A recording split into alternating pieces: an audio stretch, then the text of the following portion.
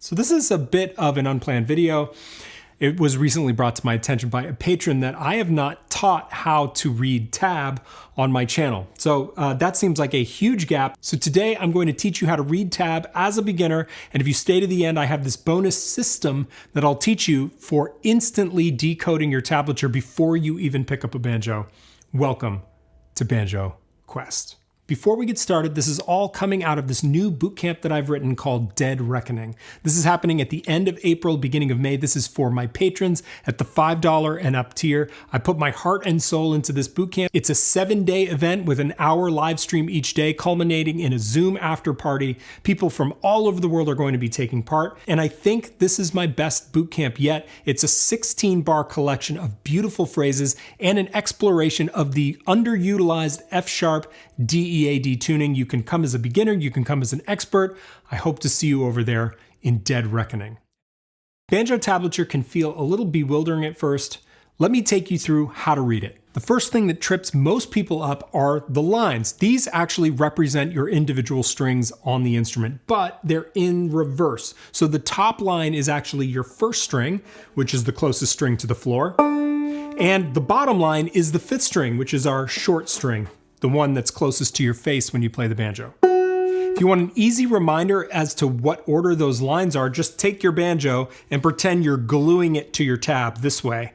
And then your first string will be the top line and the fifth string, the short string, will be the bottom line. All right, now let's talk about sequencing. Tab is a timeline. It's describing sounds in time. So we read it left to right.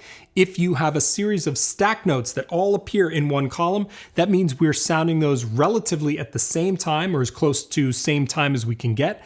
That's called a brush stroke. So you'll hear that as something like this. So now that you understand sequence, these numbers on each of the strings represent a sound. In this case, they're all zeros, so the strings are going to be open and you're going to perform those sounds with the striking hand. For clawhammer, usually we're downstroking strings 1 through 4, but not all the time. And the fifth string, we're doing mostly, predominantly with the thumb on an upstroke. There are times where you're going to be upstroking the inner strings, and that's a technique that you've probably heard of. We call it drop thumb. All right, so let's move on to the numbers. The numbers tell you which fret to press on which string. So if we have a 2 on string 3, that means we press down on the second fret on string 3. So now you know how to read basic clawhammer tab. We've got lines, we've got sequence, we've got numbers. So now let's talk about the 3 families of fretting technique that we use with our fretting hand. The 3 families are hammer-on, slide, and pull-off. Hammer-on usually has a little tie with an HO over it. Pull-off has a tie with a PO on it, and a slide will have sort of a bar or an arrow with SL above it.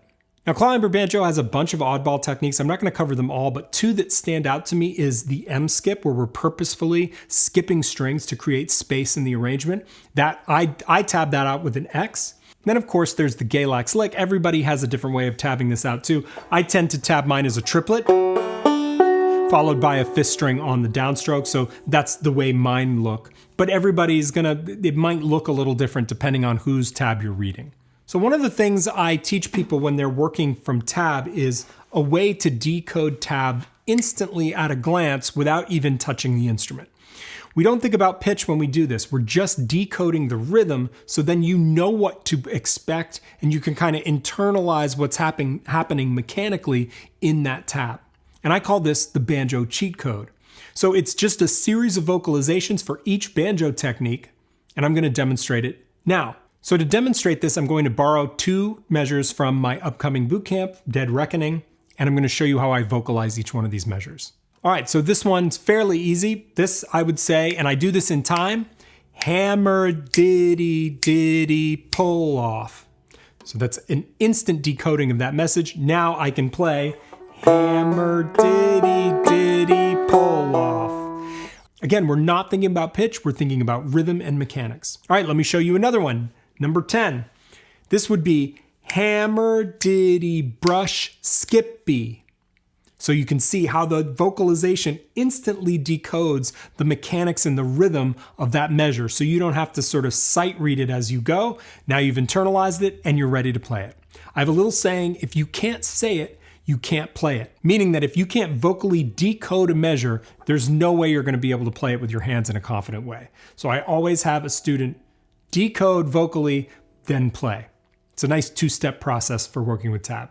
Anyway, if you want more of the banjo cheat code, I have a bunch of lessons on it over on Patreon. Hope to see you over there. All right, and that does it. I hope this helps you read tab cleaner, better. Tab is such a powerful tool. I think it gets a bad name, but what an amazing way to communicate with other musicians and to archive your ideas for posterity. Hope this helps, and I will see you next time on Banjo Quest.